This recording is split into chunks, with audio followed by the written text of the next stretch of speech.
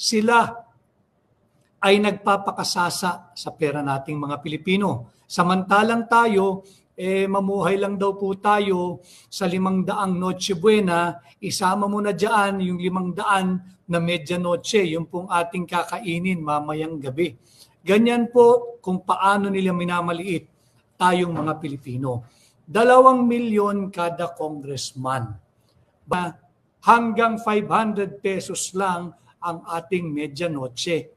Pera ho natin yung tigto 2 million na pinamumudmod diyan sa Kongreso. Sabi pa ng isang senior leader, si Congressman Ronnie Puno, ito raw po ay parang augmentation o pang-alalay sa mga congressman dahil magpapasko, mamamasko yung mga kapitan, meron sila kung ano-anong programa, wala po kaming pakialam kung may mamasko sa mga kongresista.